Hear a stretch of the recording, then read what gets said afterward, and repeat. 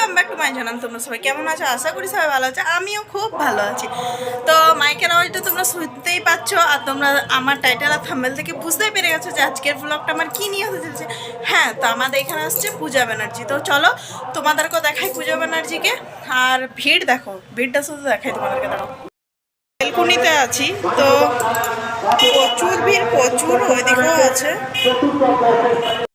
দেখলে বাইরে প্রচুর ভিড়, আমাদের তিনতলা ছাদ দিকে পুরোটাই দেখা যায়।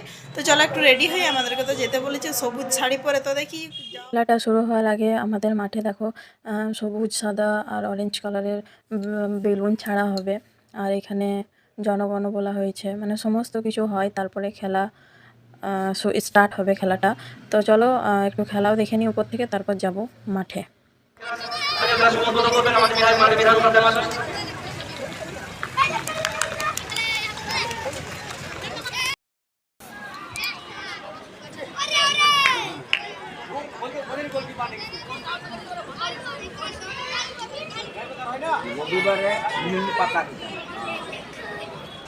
তারপর ফোন করলো, তো জন্য নেমে পড়লাম। আর এই দেখো আমরা একদম মাঠের সামনেই বসে আছি, আর এখানে সবাই আছে, তাই এখানে কতগুলো সেলফিও আমরা তুলে নিলাম, আর অনেক কিছু গল্প করলাম, খুব মজা হলো। আর এখানে প্রচুর পরিমাণে বাজি ফাটছিল, হাফ টাইম হয়েছিল।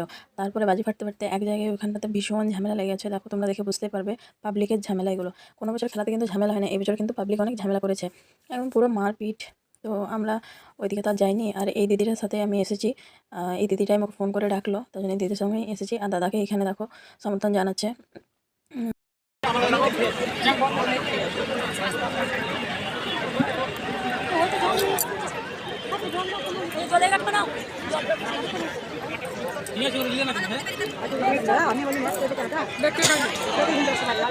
তো দেখো আমাদের পূজাদি চলে এসেছে। তো পূজাদি যেই চলে এসেছে, সেই দেখো ওখানে প্রচুর পরিমাণে ভিড় হয়ে গেছে। আর আমরা আমাদের চেয়ারগুলো কিন্তু ছেড়ে যাইনি, তো আমরা চেয়ারগুলো ধরেই বসেছিলাম। তো বললাম পূজাদি যখন উঠবে স্টেজে দেখতেই পাবো। তো দেখো তোমরা পূজাদি একটা টুপি পরে, একটা জিন্সের জ্যাকেট, টুপি, টি শার্ট পরে এসেছে আর কি। ওই যে চুলটা পুরো স্ট্রেট আছে। এই যে আমাদের পূজাদি মঞ্চে হাজির হয়ে গেছে। এবং তোমরা ভিডিওটা স্কিপ না করে পুরোটাই দেখতে থাকো, প্রথম থেকে শেষ পর্যন্ত, ভালো লাগবে তোমাদের। আর এত সামনে গিয়ে পূজাদির কাছে গিয়ে ছবি তুলতে পারবো, এটাও কোনোদিন ভাবিনি। এবার পূজাদি স্টেজ থেকে নেমে পুরো মাঠ কিন্তু ঘুরবে আমাদের এখানে।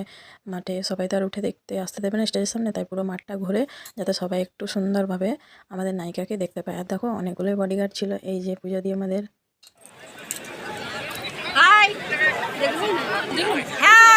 কোথায় বলছে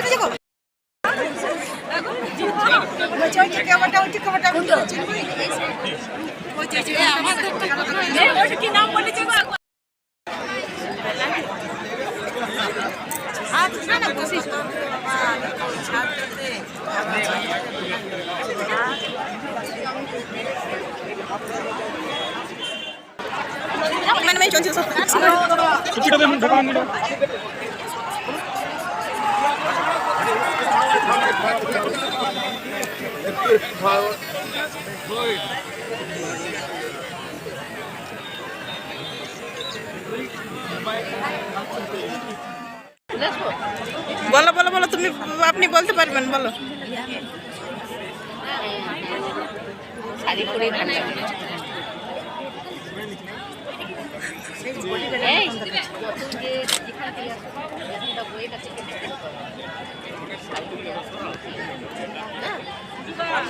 ছিলাম স্টেজে উঠেছিলাম, এই যে ফটোটা পূজাদের সামনে যে ছবি তুলে এসেছি, বাট সে সময় ভিডিও করা হয়নি, ছবিটাই তুলেছিলাম।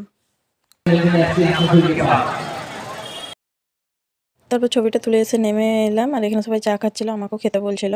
তো আমি বললাম আমি চা খাই না বিকেলে, তো সেই জন্য খেলাম না। ভিড়, প্রচুর ভিড় হয়েছিল, প্রচুর। সবাইকে কিন্তু বেড়ার এইদিকে ভেতরে ঢুকতে দিচ্ছিল না, ঠিক আছে। তো দেখো সবাই পুলিশ প্রশাসন মানে আছে, আটকাচ্ছে।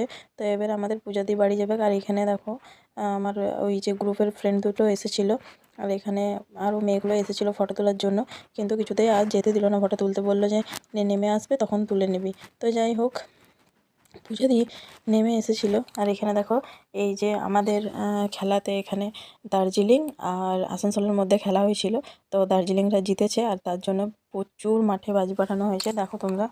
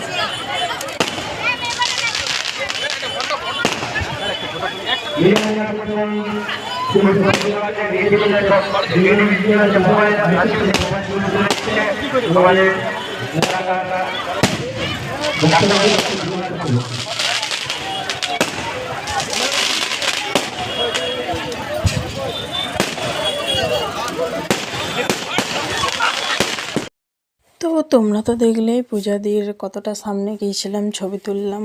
একটা অনেক দিনের মনের ইচ্ছে ছিল, পূরণ ইচ্ছাটা আর কি পূরণ হলো। তো চলো, ব্লগটা আর বেশি বড় হবে না। সবাই ভালো থেকো, সুস্থ থেকো, টাটা।